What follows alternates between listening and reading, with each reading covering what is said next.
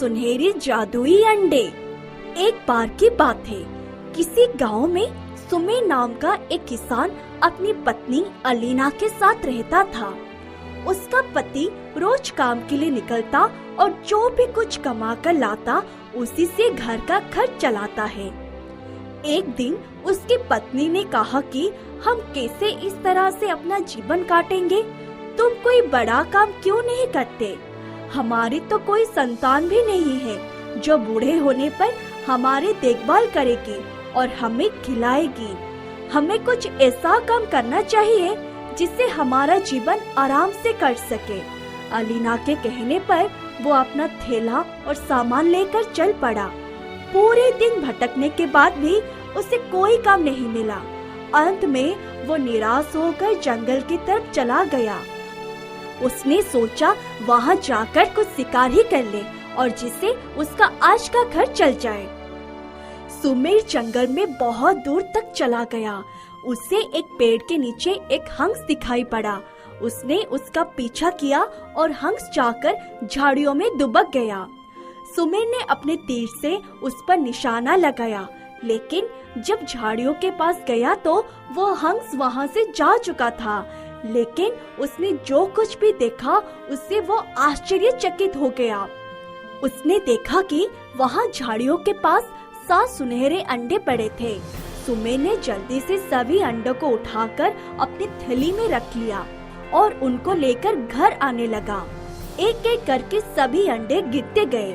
सिर्फ एक अंडा उसमें बच गया और सबसे आश्चर्य की बात ये थी कि जब भी एक अंडा गिरता उस अंडे के फूटने ही एक खूबसूरत नौजवान लड़का निकल आता और वो उसके पीछे पीछे चलने लगता। सुमेर डर से भाग रहा था। इसी हड़बड़ाहट में 6 अंडे गिर गए और 6 लड़के उसके पीछे पीछे आ गए। घर के बाहर पहुंचते ही 7वां अंडा भी गिरकर फूट गया और उसमें से एक लड़का और निकला। 7 लड़कों की शक्ल बिल्कुल एक जैसी थी। उन सब ने सुमेर को प्रणाम किया और कहा, आप मेरे पिता जैसे हैं, क्योंकि आपने ही हमें पाया है। अब आप बताइए कि हम आपके लिए क्या कर सकते हैं? सुमेर 7 जवान और खूबसूरत लड़कों को देखकर बहुत खुश हुआ। उसका सारा डर दूर हो गया। उसने अलीना को जाकर पूरी दास्तान सुनाई और उन सभी लड़कों से मिलवाया। उसकी पत्नी तो इतनी खुश हुई कि उसने सब लड़कों को गले लगा लिया और उसकी आंखों से आंसू की धारा बह रही थी। उसकी पत्नी, क्योंकि इतने दिन से वो एक बच्चे के लिए तरस रही थी और अब उसको 7 बेटे मिल गए थे, वो भी बिल्कुल एक जैसे। अब वो सोचने लगी, अब तो उनको अपना जीवन गुजारने में कोई तकलीफ नहीं करनी पड़ेगी, क्योंकि उसके 7 बेटे हैं और वे निश्चित हम दोनों को देखरेख अच्छी तरह से करेंगे। वे दोनों खुश हो गए। उन्होंने लड़कों के लिए बहुत बढ़िया भोजन पकाया और उन्हें खिलाया पिलाया और आराम करने के लिए भेज दिया। लेकिन दोनों ये सोचने लगे कि हमारे पास तो रहने को इतना बड़ा घर भी नहीं है, हम इन बच्चों को कहाँ रखेंगे? जैसे तैसे इसी घर में हमें गुजारा करना पड़ेगा। सुबह होते ही सभी लड़के अपने माँ बाप से आज्ञा लेकर काम की खोज में निकल पड़े। सभी 7 दिशाओं की तरफ गए। सबसे बड़ा वाला जंगल की तरफ गया। वहाँ एक पेड़ के नीचे अपनी आंखें बंद करके लेटा हुआ था। तभी उसने देखा सुनहरी बालों वाली एक घोड़ी उसके सामने खड़ी थी।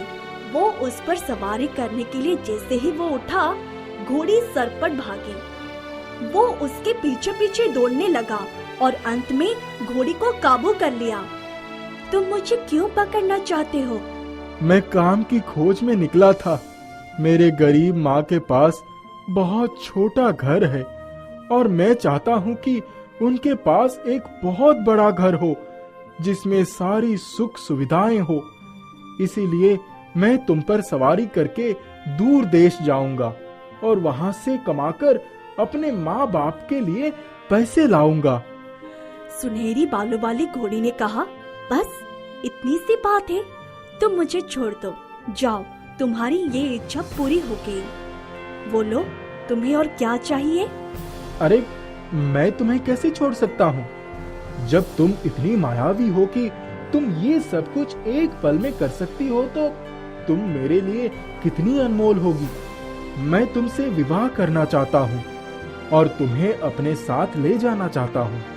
ये सुनते ही घोड़ी जोर से हिनहिनाने लगी और उसने देखा कि वहाँ रोशनी हो गई और बिजली कड़कने लगी और घोड़ी एक खूबसूरत राजकुमारी में बदल गई।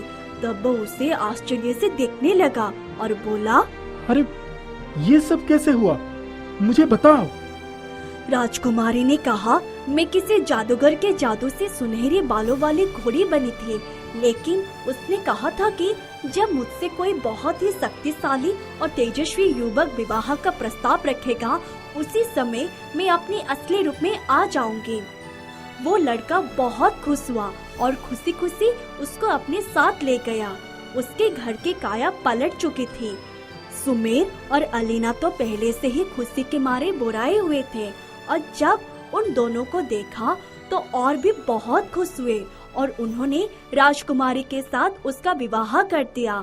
उनका पूरा परिवार बहुत खुश था। एक गांव में कल्लू नाम का एक नाई रहता था। उसकी दुकान पर हमेशा भीड़ लगी रहती थी क्योंकि वह बाल बहुत अच्छे काटता था। उसके परिवार में उसकी पत्नी, 2 बच्चे और माता पिता थे। उनका खर्च बड़ी मुश्किल से चलता था। वे अपनी दुकान सुबह ही खोल देता और देर रात तक काम करता रहता था। जितनी मेहनत करता उस हिसाब से कमाई नहीं थी और खर्चे पूरे थे। कल्लू का एक दोस्त गुल्लू, जो कि शहर में रहता था, वह बहुत लालची था। शहर में वह किसी नाई की दुकान में काम करता था, लेकिन जब उसके मालिक ने एक दिन उसे चोरी करते हुए देख लिया तो मार पीट कर भगा दिया। एक दिन कल्लू अपनी दुकान पर काम में व्यस्त था कि तभी उसकी नजर गुल्लू पर पड़ी। वह शहर से आ रहा था। गुल्लू उसके पास आया और बोला, क्या कल्लू, तुम अपनी दुकान पर वहीं अटके हो? शहर में लोग कितना सामान रखते हैं ग्राहकों को लुभाने के लिए। कल्लू ने कहा, हाँ भैया, मैं भी ढेर सारे पैसे कमाने का कोई उपाय ढूंढ रहा हूँ, पर इतनी कमाई ही नहीं होती। तब गुल्लू बोला, मेरे पास एक तरकीब है। कुछ दिनों के लिए तुम मुझे अपनी दुकान किराए पर दे दो। जब तुम्हारी दुकान चल निकलेगी तब वापस ले लेना। कल्लू ने कहा, मैं सोच कर बताऊंगा। रात को जब कल्लू घर आया तब उसने इस बारे में अपने पिता से बात की, पर उसके पिता ने साफ मना कर दिया। दूसरे दिन जब वह अपनी दुकान पर पहुंचा तो गुल्लू पहले से ही वहां मौजूद था। उसको देखते ही भागा हुआ आया। कल्लू ने कहा, क्या बात है, आज नींद नहीं आई क्या? तब वह बोला, जल्दी बताओ कल्लू, आज तो मैं किराए के एडवांस पैसे भी लाया था। कल्लू बोला, नहीं भाई, तुम चाहो तो मेरी दुकान पर रहकर मेरे साथ ही काम कर सकते हो। जो मेरे ग्राहक हैं तुम उनके बाल ही काट सकते हो। गुल्लू झट से तैयार हो गया। जैसे ही दुकान खुली उसने झट बाल काटने वाली कैंची अपने हाथों में पकड़ ली। कल्लू बोला, अरे भाई रुक जाओ, तुम्हें बाल काटना आता है? गुल्लू बोला, भाई मेरे पास एक मशीन है, चाहे जैसा भी बाल कटा हो ये मशीन लगाकर सेट कर दो तो पता ही नहीं चलेगा। कल्लू ने देखा उसके पास वाकई एक बिजली की मशीन थी। जैसे ही एक लड़का बाल कटवाने आया, गुल्लू कैंची लेकर हाजिर हो गया और बोला, बताओ भैया, किस कट के बाल कटवाने हैं? उसने कहा, जैसे तुम्हें ठीक लगे काट दो। गुल्लू ने उसके बाल काटे और मशीन लगाकर सेट कर दिए। लड़का बड़ा खुश हुआ। वाह, मेरा चेहरा तो हीरो जैसा हो गया। उसने गुल्लू को 10 की जगह 12 रुपए पकड़ाए और गुनगुनाते हुए निकल गया। जब एक सफेद बालों वाला आदमी आया तो गुल्लू बोला, आपके बाल तो बिल्कुल बुड्ढों जैसे हैं, इनको रंग कर काले कर देता हूँ, आप जवान लगने लगेंगे। वह व्यक्ति पहले थोड़ा झिझक रहा था, पर गुल्लू के बार बार कहने पर राजी हो गया। उनके बाहर जाते ही कल्लू की दुकान पर तो लाइन ही लग गई। झुंड के झुंड लोग आने लगे। तब कल्लू ने कहा, ऐसा करते हैं कि मैं बाल काटता हूँ, तुम अपनी मशीन लगाकर सेट कर दो और जिसको रंग लगाना है उसे रंग भी लगा दो। शाम होते होते उनके पास काफी कमाई हो गई। कल्लू और गुल्लू बड़े खुश थे। इतने पैसों को देखकर गुल्लू को लालच आ गया। 4 दिन के बाद ही उसने कल्लू की दुकान की दूसरी ओर ही एक कुर्सी मेज रख लिया और वहां जाकर बैठ गया। जब कल्लू ने उसे देखा तो वह समझ गया कि उसके मन में क्या चल रहा है। कल्लू के अधिकांश ग्राहक गुल्लू की तरफ मशीन और रंग लगवाने के लालच में पहुंच गए। उस दिन कल्लू की कमाई ना के बराबर हुई। गुल्लू को बाल काटना तो आता नहीं था, जैसा तैसा काट कर उसको मशीन से सेट कर देता और ज्यादा पैसे कमाने के लिए रंग भी घटिया और सस्ता सा लेकर आ गया था। दूसरे दिन जब कल्लू अपनी दुकान पर पहुंचा तो देखा कि गुल्लू की मेज कुर्सी दोनों टूटी फूटी एक ओर पड़ी थी और वह उदास होकर एक ओर बैठा था। कल्लू ने पूछा, क्या हुआ भाई? तब तक एक लड़का आया और बोला, उनसे क्या पूछ रहे हो, मैं बताता हूँ।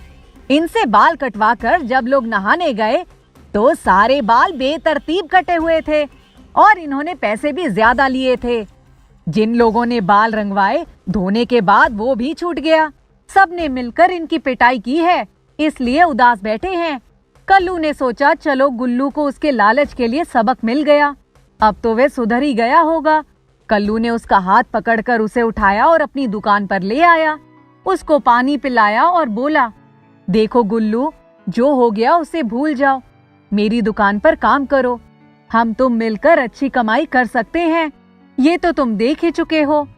गुल्लू फूट फूट कर रोया और बोला, सचमुच मुझे लालच नहीं करना चाहिए था। मैंने सोचा था सारा पैसा मेरा हो जाएगा और तुम्हारी दुकान पर कोई नहीं जाएगा, लेकिन मैं भूल गया था कि हर काम को करने के लिए ईमानदारी और तरीका आना सबसे जरूरी है। मुझे बहुत बड़ा सबक मिल गया है, भाई मुझे माफ कर दो। कल्लू ने गुल्लू को गले लगा लिया।